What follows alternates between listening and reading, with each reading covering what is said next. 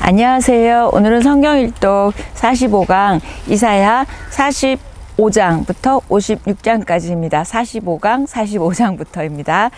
1절 보면 여호와께서 그의 기름 부으심을 받은 고레스에게 이같이 말씀하시되 이렇게 얘기하죠.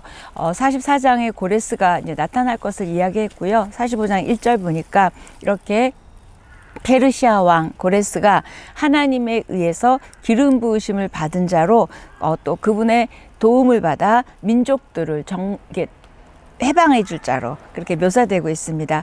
근데 성경에 보면 고레스를 제외하고 이방 왕에게 기름 부음을 받은 자라는 이야기는 나오지 않습니다. 왜 그럴까요? 우리 고레스는 하나님이 기름 부음을 해주셔서 바벨론 포로로 있는 이스라엘 백성을 이제 돌아가게 하려고 하는 그런 미션이 있기 때문에 기름 부음을 받으신 왕이라고 묘사되고 있습니다. 그러면서 내가 그의 오른손을 붙들고, 그러니까 하나님께서 고레스의 손을 붙들고 계시다는 표현은 하나님의 주도 아래 지금 고레스가 이런 일들을 이루어가고 있음을 말하고 있습니다. 7절에 보면 나는 빛도 짓고 어둠도 창조하며 나는 평안도 짓고 환난도 창조하나니 나는 여호와라 이 모든 일들을 행하는 자니라 하였노라. 빛, 어둠, 평안, 환난 이렇게 전혀 상반된 것을 짝지으면서 결국 뭐냐면 모든 것을 하나님께서 창조하신다 이렇게 표현을 하고 있죠. 하나님의 주권을 말씀하고 계시고 9절 10절 보면 여러분 잘 아는 진흙 토기장이의 비유가 나오고 있습니다.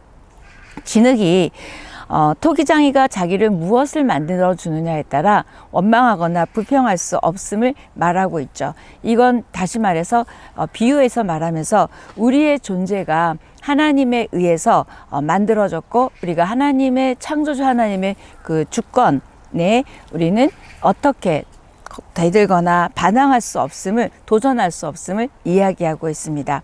재료에 불과한 진흙 이 우리죠. 이런 진흙이 토기장이에게 이의를 제기할 수 없는데 자꾸 이 흙에 불과한 우리들이 너무 자꾸 이의를 제기하는 것 같고 하나님의 주권을 인정하지 않고 하나님의 다스림을 거절하는 모습을 토기장이 비유에 지금 설명하고 있습니다.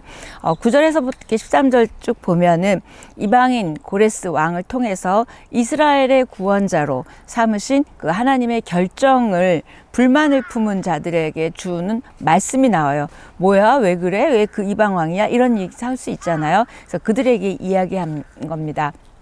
역사의 주관자, 만물의 통치자, 절대적 주권자이신 하나님을 말하고 있죠.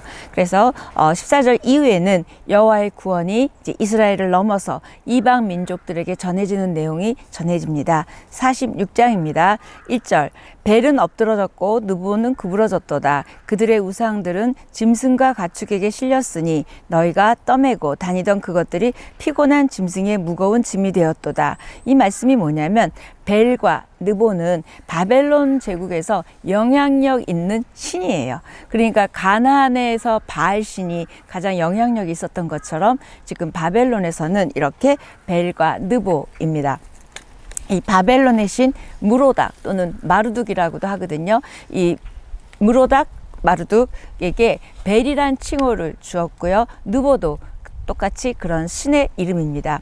그래서 이 바벨론의 신들이 자기 발로 서지도 못해서 사람들이 업고 다니고 되고 짐승과 가축에게 실려 있는 이런 신에게 너희들이 절을 하고 그 신들을 의지하는 것에 대해서 그 어리석음을 지금 이야기하고 있습니다. 결국 사람의 도움을 받아야 되는 이 바벨론의 신이 어떻게 너희들을 도울 수 있겠느냐.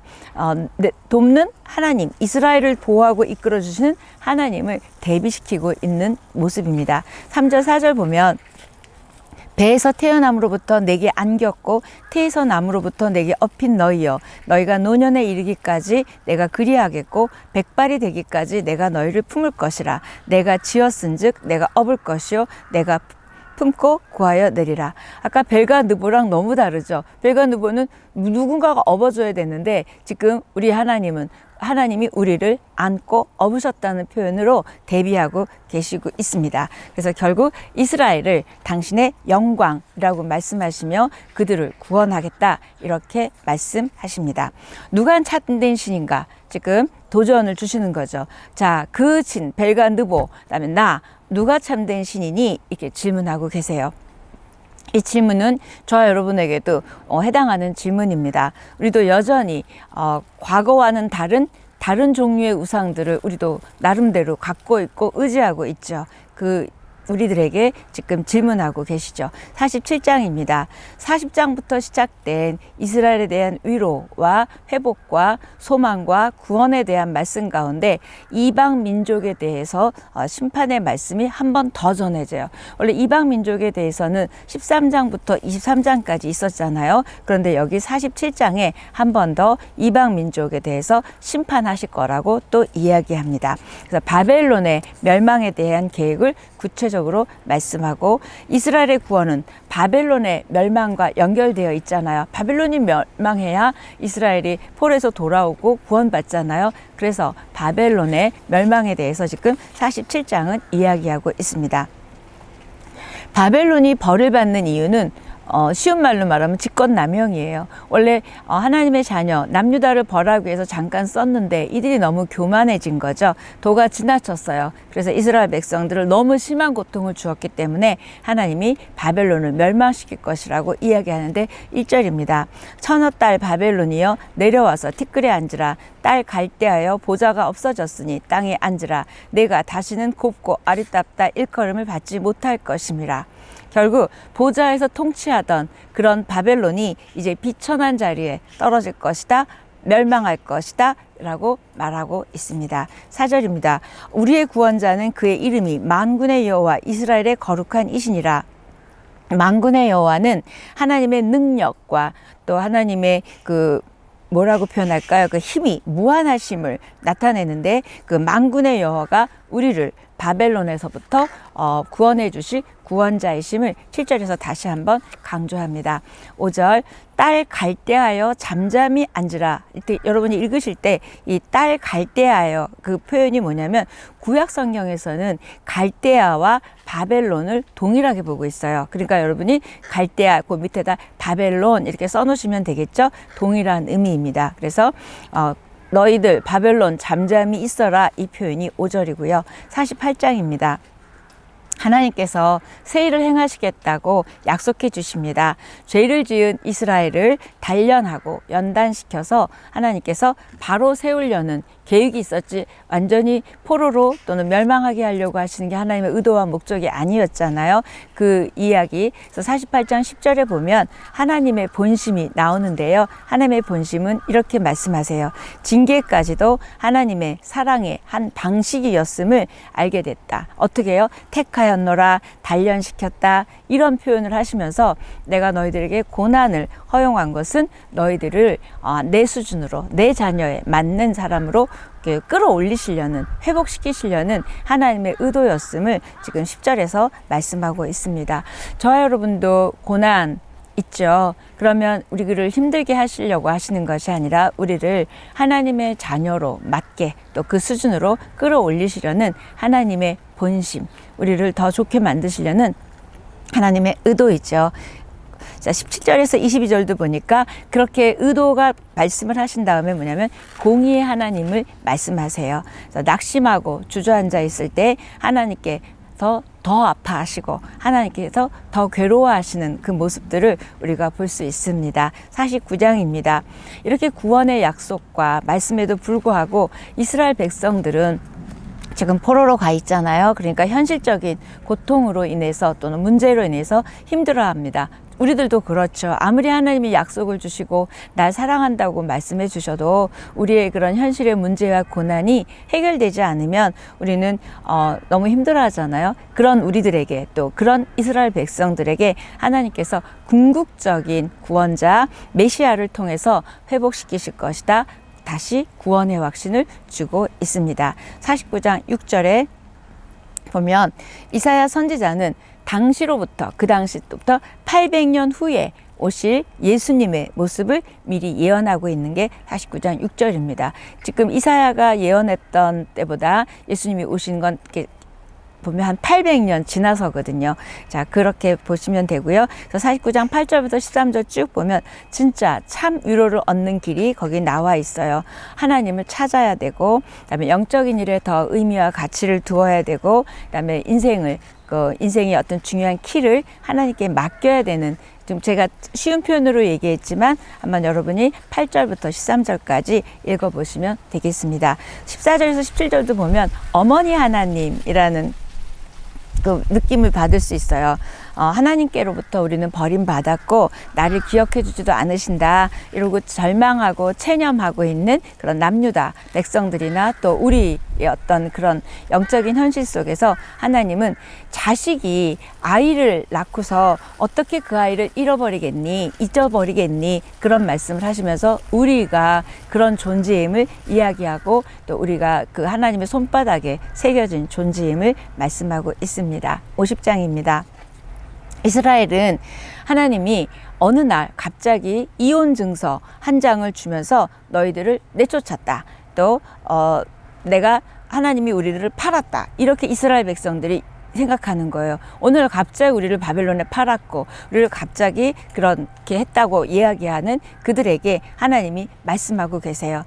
결국 그들은 하나님의 능력을 의심했고, 그다음에 하나님의 사랑을 회의했죠. 그다음에 그 불신앙이 있는 거잖아요. 그런 이스라엘 백성들을 하나님이 책망하시는 내용이 50장입니다. 그래서 나는 도와줄 마음도 있었고 도와줄 능력도 있는 하나님이다. 그래 너희들이 나를 붙잡지 않았고 나를 의지하지 않았지 않냐 라고 설명을 하시는 게 50장 1, 2, 3절이고요. 4절에 보면 여러분 잘 아시는 말씀인데요. 주 여호와께서 학자들의 혀를 내게 주사 나로 곤고한 자를 말로 어떻게 도와줄 줄을 알게 하시고 아침마다 깨우치시되 나의 귀를 깨우치사 학자들 같이 알아듣게 하시도다. 많이 들어보셨죠? 학자들의 혀, 듣는 귀, 그러니까 듣는 귀와 그 다음에 돕는 혀, 잘 듣고 잘 말하는, 이게 무슨 의미냐면 가르침을 받아서, 누구로부터? 하나님으로부터 가르침을 받아서, 그러니까 말씀을 받아서 그 말하는 그 제자들의 표현을 하고 있습니다. 그래서 너희들, 그러니까 제자들의 혀라고 번역하시면 좋을 것 같아요. 니네들 생각이 아니라 하나님의 생각을 받아서 전해야 된다 이야기하고 있죠. 그래서 진리를 알아듣는 귀, 그다음에 진리를 말하는 혀에 대해서 지금 50장에서 이야기하고 있고요. 또 50장 4절부터 11절까지 여호와의 종의 노래. 이사야에는 이렇게 여호와의 종의 노래가 4군데가 있어요. 근데 이건 예수 그리스도가 고난을 받으시고 종으로 오신 모습, 그러니까 군림하시고 왕이시고 높으시고 그런 게 아니라 핍박받으시고 매를 맞으시고 십자가에 달리시고 이런 것을 종의 모습으로 표현해서 여호와의 종의 노래라 그래요. 그건 기억하셨으면 좋겠고요. 4군데가 나오는데 그중에서 첫 번째가 50장 4절에서 11절입니다.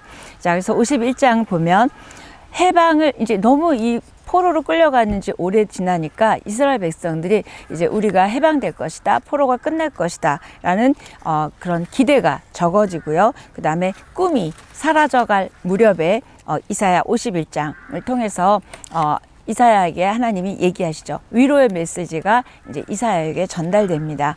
그러면서 뭐라고 얘기하시냐면 생각하여 보라, 생각하여 보라, 2번이나 반복적으로 이야기하시는데, 여러분 읽어보시면 아시겠지만 뭘 생각해 보라 그러냐면 과거에 받았던 그 축복, 과거에 받았던 믿음의 축복을 한번 생각해 봐라. 너네가 어떤 상태였는데 어떻게 했는데 라는 걸 생각해 보라.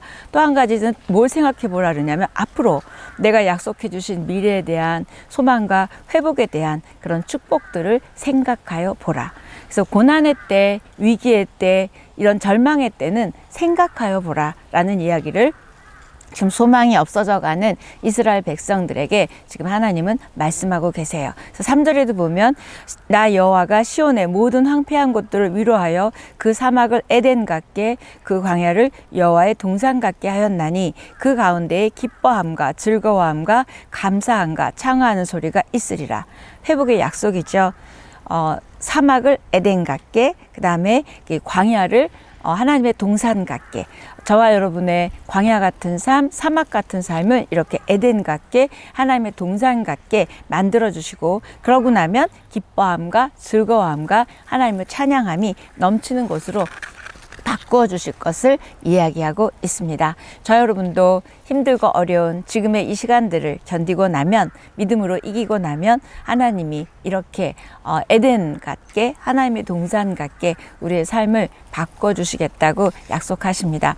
여러분이 이사야서를 읽을 때는요, 특히 40장 이후에 읽으실 때는 그 남유다 이스라엘 백성들에게 하신 말씀이기도 하지만 저와 여러분에게 지금 동일한 약속의 말씀을 주시니까 여러분의 말씀으로 받고 기도하고 붙들고 승리하시는 여러분이었으면 좋겠습니다. 사막을 에덴 같게, 광야를 하나님의 동산 같게. 너무 좋죠? 아멘입니다.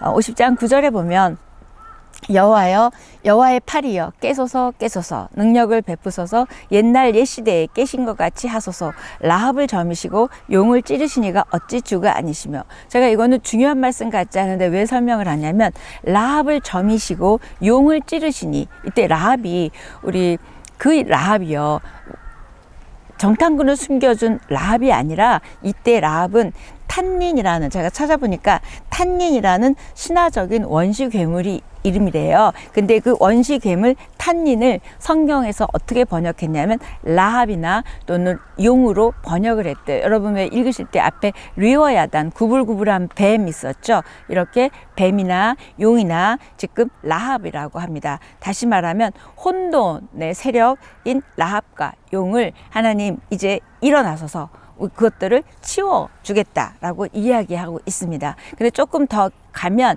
이집트나 바벨론을 이렇게 용 또는 뱀, 또 지금 표현하면 라합이죠. 이런 의미를 넣고 읽으시면 되겠습니다. 11절에도 보면 여호와께 구속받은 자들이 돌아와 노래하며 시온으로 돌아오니 영원한 기쁨이 그들의 머리 위에 있고 슬픔과 탄식이 달아나리이다. 너무 아름다운 말씀인데 조건이 있어요. 돌아오셔야 되는 거예요. 하나님 앞에 회개하고 하나님 앞에 돌아올 때만이 이렇게 눈물의 시대가 끝나고 그다음에 즐거움과 기쁨이 넘치는 회복의 시대, 구원의 시대가 올 것이라고 11절에서 이야기합니다. 저와 여러분이 이사야를 읽으면서 눈물의 시대가 끝나고 즐거움과 기쁨에 넘치는 시대가 올 것을 믿고 또 그렇게 되시기를 축복합니다. 52장입니다. 아까 여호와의 종의 노래 있었죠. 42장 1절에서 9절, 49장 1절에서 7절, 50장 4절에서 11절 좀 전에 했고요. 지금 이제 52장도 여호와의 종의 노래인데 이 52장 13절부터 53장 전체까지가 여호와의 종의 노래예요. 그러니까 쭉 다 이어지는 거죠. 53장 전체와 52장 13절부터 여호와의 종의 노래. 결국 여호와께서 고난 받으시고 채찍에 맞으시는 그런 예수 그리스도의 그런 고난의 종을 묘사하고 있습니다. 1절에 보면 시온이 깰지어다 깰지어다 내 힘을 낼지어다 아름다운 옷을 입을지어다. 반복적으로 깰지어다 깰지어다 하고 있어요. 이건 뭐예요? 우리가 깨어나야 한다는 거예요. 영적으로 깨어나야 됨을 말하면서 그러고 나면 13절에서부터 쭉 이어지는 게 내 종이 형통하게 되고 그다음에 받들어 높이 들려서 지극히 존귀한 자가 되리라. 이 노래는 종으로 모신 그 종의 모습이 그 그리스도가 마침내 존귀한 생애로 모든 열방 중에 높임을 받을 것을 노래합니다. 낙엽이 막 떨어져요. 멋있지요? 네. 자, 53장입니다. 53장 전체가 뭐라 그랬죠? 종의 노래입니다. 그래서 이사야서의 절정 또는 가장 중요한 장을 많은 신학자들은 53장을 뽑습니다. 결국 이분의 생애를 보라. 이 종의 노래는 항상 앞에 보라 이렇게 많이 시작해요. 그래서 이분의 생애를 봐라 이야기하고요. 53장 3절에 보면 그는 실로 멸시를 받아 사람들에게 버림받았으며, 그래서 53장 쭉 여러분이 읽어보시면 특히 3절에 멸시받은 그리스도가 나와 있고요. 멸시라는 단어가 2번 반복이 됩니다. 결국 멸시라는 단어, 아까 뭐가 있었죠? 존귀되고 높임을 받을 것이라 그랬잖아요. 그랑 정대조되는 이렇게 멸시를 받게 되고 그 이후에 존귀를 받게 됨을 이야기하고 있습니다. 마땅히 귀히 여김을 받아야 되고 마땅히 존귀 함을 받으셔야 될 분이 이렇게 멸시를 받았다. 그래서 고난받는 종의 그리스도 첫 번째 모습은 멸시받은 그리스도가 나오고 있고요. 또 53장 4절 5절을 보면 이제는 고난받으시는 그리스도입니다. 그래서 우리의 질고와 우리의 슬픔을 대신한 그 고난입니다. 그래서 보면 그는 실로 우리의 질고를 지고 우리의 슬픔을 당하였거늘 우리는 생각하기를 그는 징벌을 받아 하나님께 맞으며 고난을 당한다 하였노라. 그가 찔림은 우리의 허물 때문이요 그가 상함은 우리의 죄악 때문이라. 그가 징계를 받음으로 우리는 평화를 누리고 그가 채찍에 맞음으로 우리는 나음을 입었도다. 여러분 너무 잘 아시는 말씀이죠. 이건 전부 뭐예요? 고난 받으시는 그리스도에 대해서 이야기하고 있습니다. 그 고난의 본질이 뭐였죠? 찔림과 상함과 채찍이었어요. 왜요? 우리를 그렇게 회복시키시기 위해서 대신 채찍에 맞으시고 창에 찔리시고 피 흘리신 모습을 지금 종의 모습을 나타내는 이 53장에 나오고 있습니다. 저와 여러분이 바라봐야 되는 예수 그리스도의 모습은 다시 말하면 그렇게 멸시를 받고 또 고난을 받으셨지만 세 번째 다시 중요한 거는 존귀하게 되실 그리스도를 바라보는 거죠. 13절인데요. 보라 내 종이 형통하리니 받들어 높이 들려서 지극히 존귀하게 되리라. 우리 예수 그리스도가 이렇게 존귀하게 될 것을 이야기하고 있습니다. 멸시, 고난, 천대, 그러나 마침내 부활하시고 또 마침내 승천하셔서 존귀하게 되시는 예수 그리스도를 바라보라고 이사야는 지금 미리 얘기하고 있습니다. 54장입니다. 54장은 여인으로 의인화시켜서 그 시온, 그러니까 남유다를 여인으로 의인화시켜서 말하고 있어요. 여인 시온은 자식을 모두 잃어버린 어미이자 남편에게 버림받아 홀로 지내고 있는 아내이다. 이렇게 여자로 표현하고 있어요. 이런 비참한 처지에 있고 남편도 잃고 자녀도 잃었으니 얼마나 비참한 처지를 지금 말하면서 그런 처지에 있는 시온에게, 다시 말하면 남유다에게 노래하라, 기뻐 외쳐라, 두려워하지 말라, 놀라지 말라 라고 지금 54장에서 이야기하고 있습니다. 그 이유는 왜요? 남편 대신 여호와께서 다시 불러 회복하실 것을 이야기하고 있습니다. 그게 54장 1절 2절인데요. 여러분 기니까 여러분이 읽어보시면 제가 잠깐 앞부분만 읽으면 잉태하지 못하며 출산하지 못한 너는 노래할지어다. 산고를 겪지 못한 너는 외쳐 노래할지어다. 이렇게 이어지고 있습니다. 그 배경이 뭔지 듣고 여러분이 읽으시면 잘 이해가 되실 거예요. 근데 거기서 읽다 보면 장막 털을 넓힌다 라는 표현이 나와요. 이건 뭐죠? 번영과 번성과 부흥입니다. 결국 하나님 나라의 확장이 올 것이다 이야기하고 있습니다. 지금은 심판 중에 그 시온이 고통당하고 다 황폐해졌지만 처참하지만 이 시간을 잠시라고 말씀하세요. 잠시 부를 수 있는 건 하나님께서 그 시온에게 베푸실 언약의 사랑이 있고 그 사랑은 영원하고 흔들리지 않을 것이기 때문에 기뻐하라, 즐거워하라 라고 하나님은 지금 말하고 있습니다. 시온에게 주어진 그 위로가 우리에게도 마찬가지죠. 즐거워하라, 기뻐하라, 두려워하지 마라, 놀라지 마라. 하나님은 이야기하고 계시죠. 그래서 시온이 그런 위로를 들으니까 굉장히 담대해질 수 있잖아요. 이 담대해지는 근거가 5절에 이렇게 얘기합니다. 이는 너를 지으시니가 내 남편이시라. 그의 이름은 만군의 여호와이시며 내 구속자는 이스라엘의 거룩한 이시라. 그는 온 땅의 하나님이라 일컬음을 받을 것이며. 만군의 여호와이신 하나님이 친히 남편이 되시고 구속자가 되시고 미래에 영광스럽고 안전하게 평화를 주실 분이기 때문에 담대해, 놀라지 마, 즐거워해, 기뻐해. 하나님은 이렇게 하고 계세요. 10절에 화평의 언약, 밑줄 쫙 끄세요. 화평의 언약, 이건 뭐냐면 너희가 이렇게 화평의 언약에 흔들리지 아니하리라. 이건 뭐냐면 하나님이 우리에게 주신 그 화평, 평화의 약속을 이사야는 화평의 언약이라고 표현을 하고 있어요. 그 밑줄 거놓으시고 읽으면 돼요. 결국 우리는 이렇게 하나님이 주신 화평의 언약이 있기 때문에 죄에 맞설 수 있는 담력도 있고 고난과 어려움과 이런 것에 맞설 수 있는 용기뿐만이 아니라 즐거워하고 기뻐할 수 있음을 지금 이야기하고 있습니다. 54장 뒷부분에 갈수록 이제 이런 연단과 고난을 겪은 후에 이스라엘에게 주실 축복, 또 우리에게 주실 축복이 쭉 나오는데 수치와 치욕을 제거해주고 믿음의 열매를 맺게 되고 새로운 부르심이 있고 자비와 인자와 긍휼이 우리 삶 가운데 넘치게 될 것을 이야기하고 있어요. 우리가 믿는 하나님, 또 우리는 기독교인이죠. 이 기독교는 사실은 언약의 종교라고 합니다. 약속의 종교인 거죠.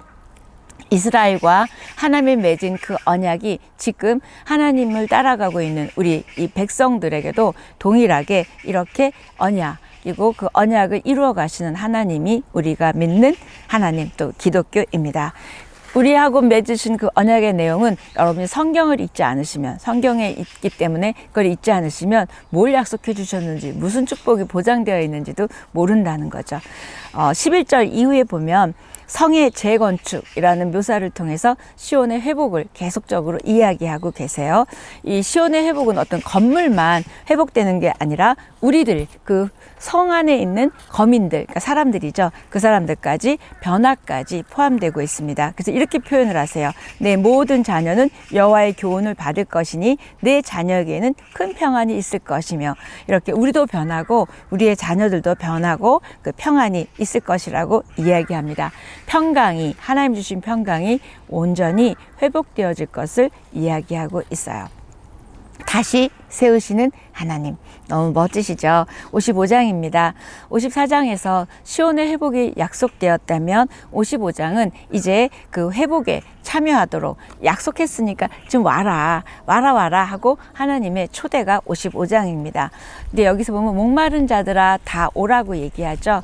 인생의 본질은 목마름입니다. 그래서 이 목마름은 뭐 돈에 대해서 여러 가지에 대해서 여러분이 목말라 하지만 사실 실제적으로 목마른 건 그런 게 아니죠. 영적인 목마름이고 그 다음에 하나님의 목마름이죠. 그래서 이사야 55장은 하나님 안에서 목말라 하는 우리들에게 어떤 처방이 내려지는지 볼 수 있습니다.